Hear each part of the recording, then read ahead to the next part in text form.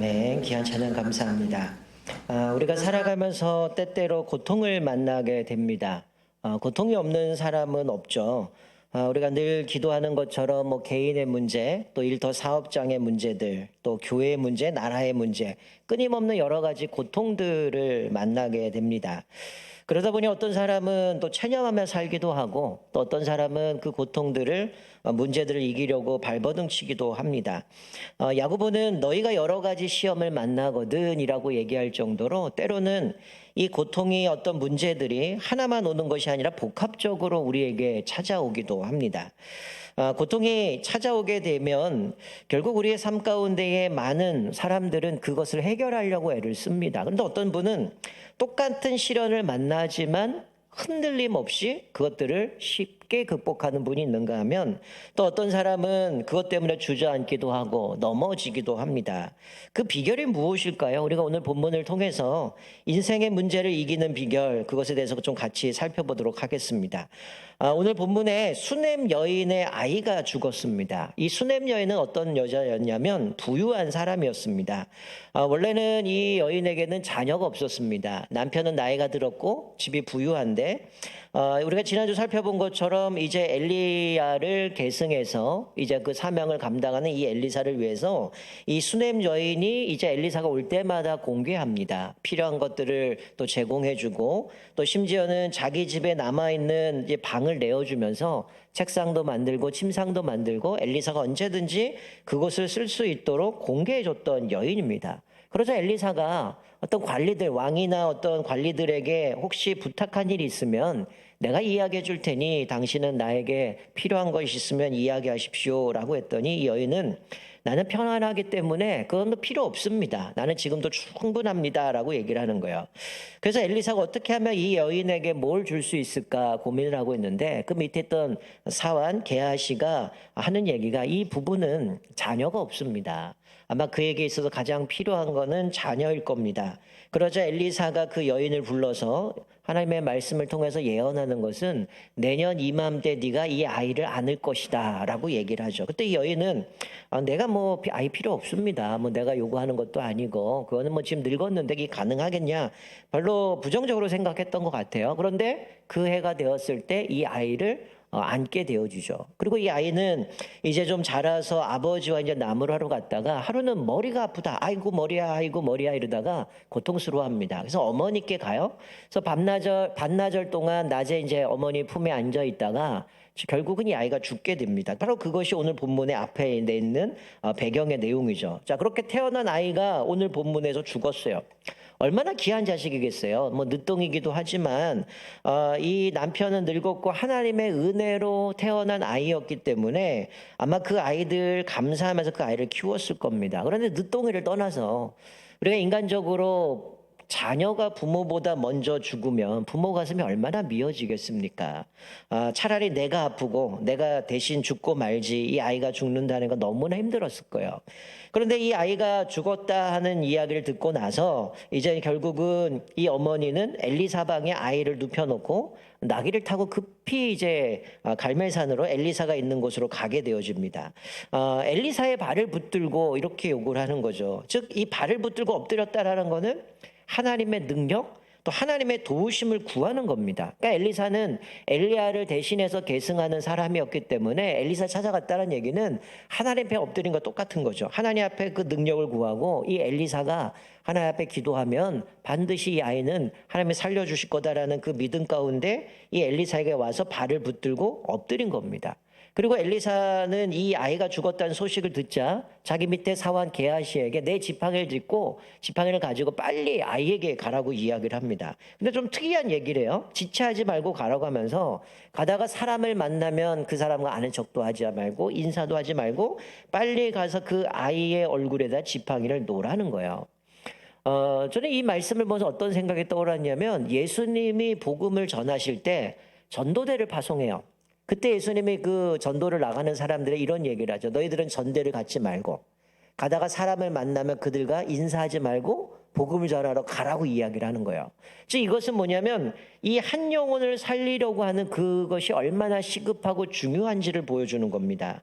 그리고 이 지팡이를 아이의 얼굴에 놓으라라고 얘기하는 거는 어떤 주석에 보니까 그 당시에 이 죽은 시신 위에다가 지팡이를 놓는다라는 거는 장례를 유보시키는 겁니다. 왜냐하면 그 지형 자체가 빨리 시신이 부패하는 상황이기 때문에 그 지팡이를 놓는 것이 이제 그 유보시키는 장면인데, 즉 이 빨리 사환에게 이 지팡이 갖고 가라라고 얘기하는 거는 이게 빨리 부패할 수 있게 돼 장례 치를 수 있는 상황들이니까 그걸 좀 유보시키라는 의미가 있는 거죠. 그런데 여인은 이렇게 고백을 해요.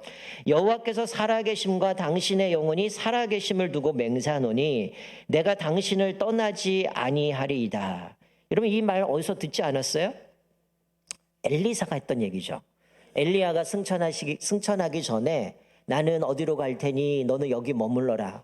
여호와의 살아계심과 당신의 영혼의 살아계심을 두고 맹세하는 난 절대로 당신을 떠나지 않겠습니다. 이게 몇 번 했잖아요.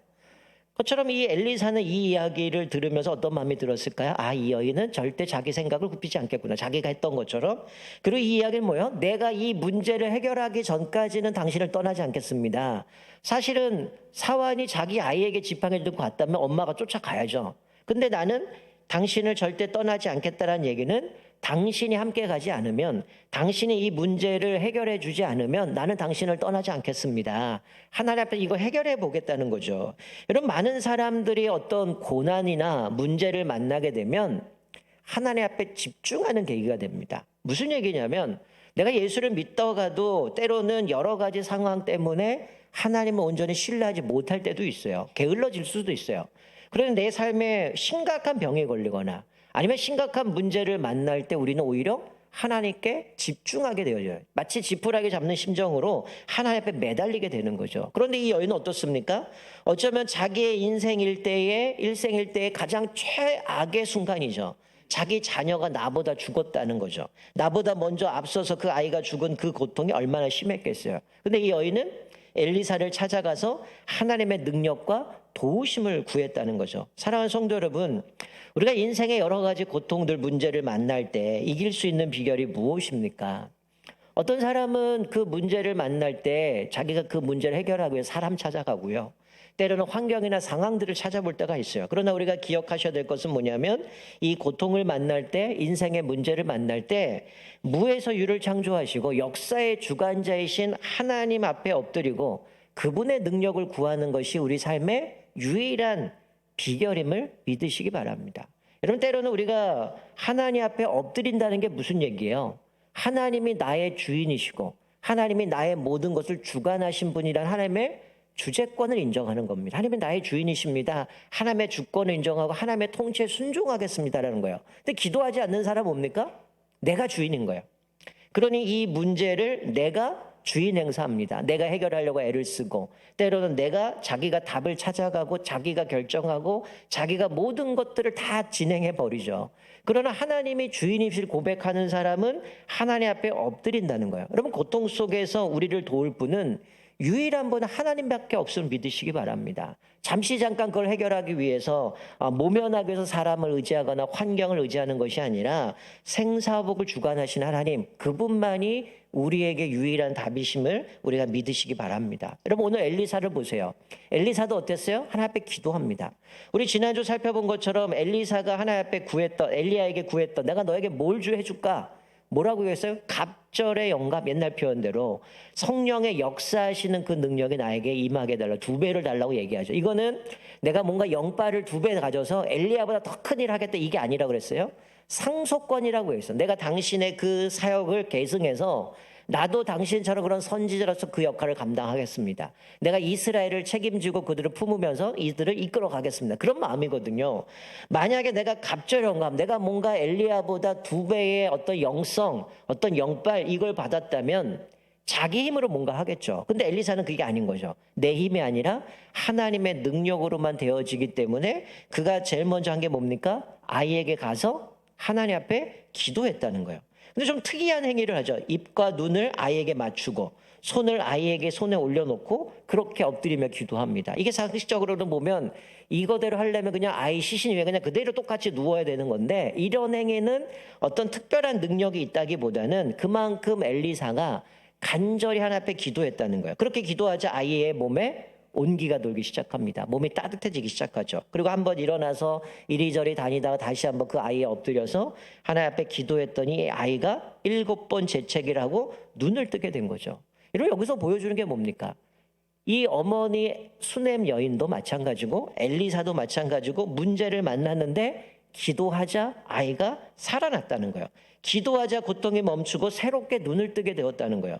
인생의 문제를 해결하는 비결은 하나님께 엎드리는 것, 기도밖에 없다는 거예요. 기도는 절망을 희망으로 바꿉니다. 소망으로 바꿔요.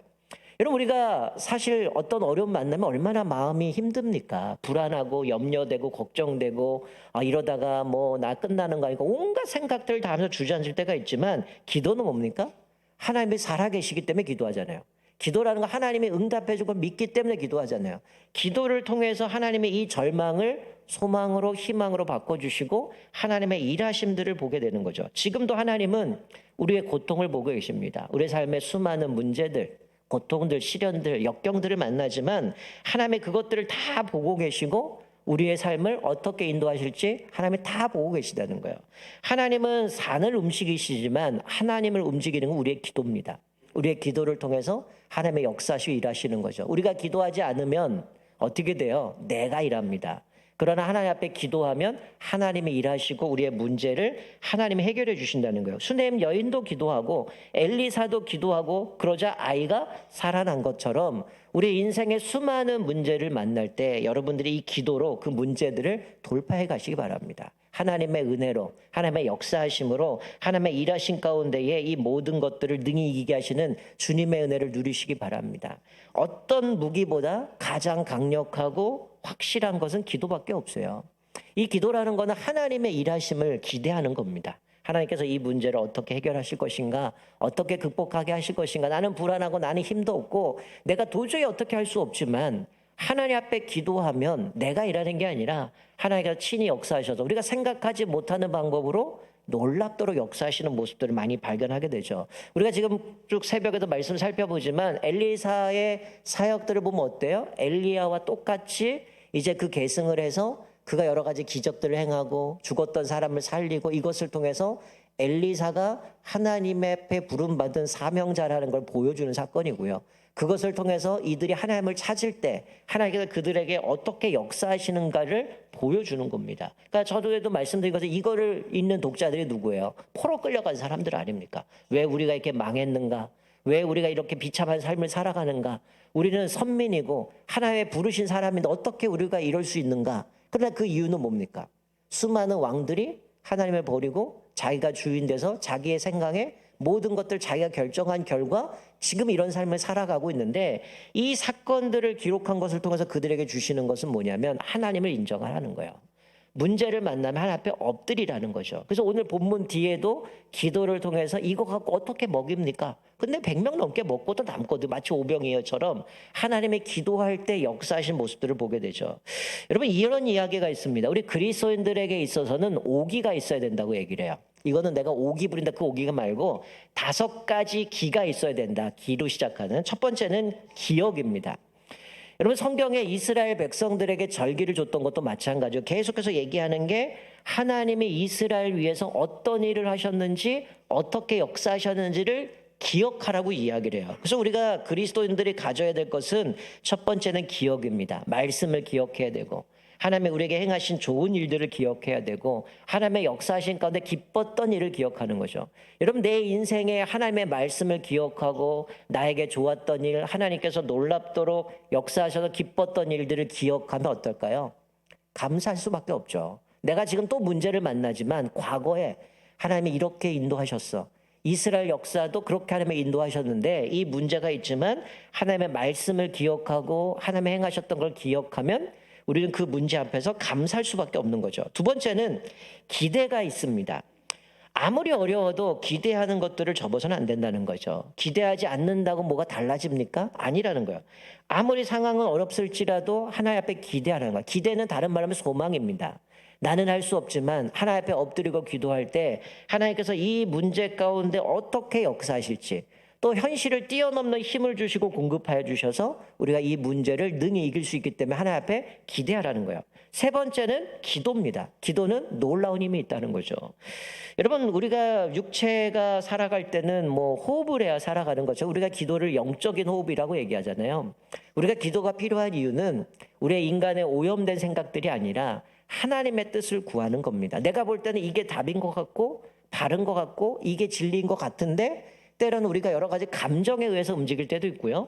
상황에 따라 조급해지다 보다 결정할 때가 많아요. 근데 기도한다라는 것은 내 뜻, 내 생각 내려놓고 하나님의 뜻을 구하는 겁니다. 그리고 늘 똑같은 문제를 만나지만 해결책이 똑같습니까? 상황과 환경에 따라 다르거든요. 하나님께서 그 문제 가운데 어떻게 나를 인도하실지, 기도를 통해서 영적인 호흡을 통해서 하나님과 친밀한 영적인 교제 가운데에 하나님의 뜻을 발견하게 되고, 또 내가 기도를 통해서 기도하면서 어떻게 됩니까? 상황은 복잡하고 다급해지면 우리는 불안하게 되고 자꾸만 흔들려요. 이렇게 했다가 저렇게 했다가. 그러나 기도를 통해서 어떻게 해요? 우리의 마음이 평안해지고 정리가 되어지고 하나님 앞에 집중할 수 있는 거죠. 그래서 네 번째는 기다림입니다. 여러분, 우리 기도하면서 기다리지 못해요. 무슨 얘기냐면 기다린다라는 것은 인내하는 겁니다. 인내한다라는 건 뭘까요? 내 때가 아니라 하나님의 때를 기다리는 겁니다. 내가 기도하면서도 우리가 막상 지금 이 수넴 여인처럼 이 아이가 지금 죽은 상황에서 어떻게 기다릴 수 있겠습니까? 내가 어떤 문제를 만나는데 당장 급하고 당장 무너질 것 같은 이 상황에서 어떻게 내가 그것들을 기다릴 수 있겠어요? 마음이 답답하고 쉽지 않거든요. 근데 그럴수록 어떻게 됩니까? 하나님의 손을 바라보면서 하나님의 능력을 바라보면서 기다려야 되는 거죠. 나의 시간이 아니라 하나님의 때를 기다려야 돼요. 전에도 한번 말씀드리긴 했지만 늘 우리의 때와 하나님의 때는 갭이 있습니다. 나는 이때, 지금 이 날짜, 이때 이게 응답돼야 내가 모든 문제가 해결될 것 같은데, 종종 하나님은 내가 생각했던 것보다 더 늦게 응답하실 때가 많아요. 하나님의 때는 대부분 늦을 때가 많습니다. 왜 그럴까요? 우리가 조급하거든요.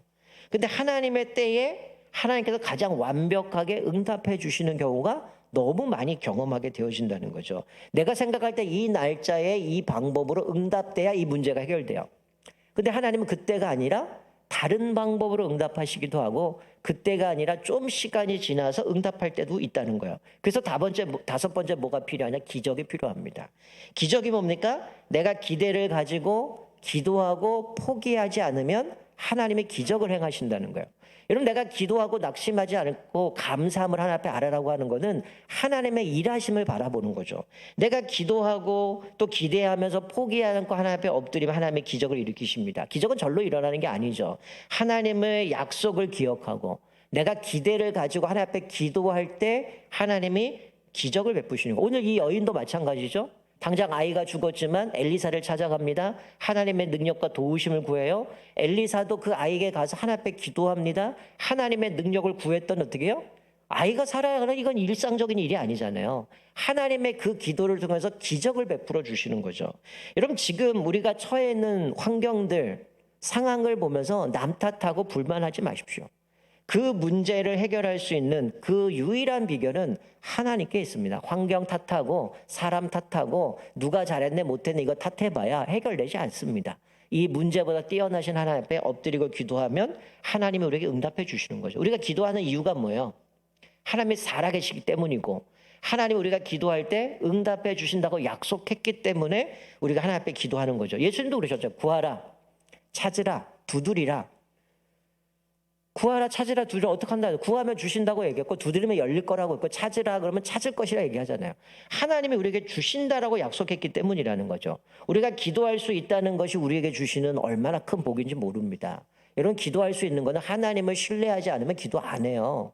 여러분, 그 사람들이 하나님을 모르는 사람도 어떻게 무당 찾아가거나 절을 가든가 어디다 빌잖아요. 근데 그러고 나서 믿습니까? 그냥 복불복이거든요. 이 사람들은. 되면 좋은 거고 안 되면 많은 거고. 근데 우리는 왜 기도합니까? 되면 좋고 안 되면 그겁니까? 우리는 하나님이 응답해 주시고 하나님의 살아계시기 때문에 기도하는 겁니다. 만약 하나님이 응답해 주지 않는다면 우리는 기도가 얼마나 헛된 걸까요? 그럼 우리는 기도를 통해서 하나님의 일하심들을 보고 체험하게 되는 모습을 보게 되죠. 지금도 하나님은 우리의 기도를 외면하지 않아요.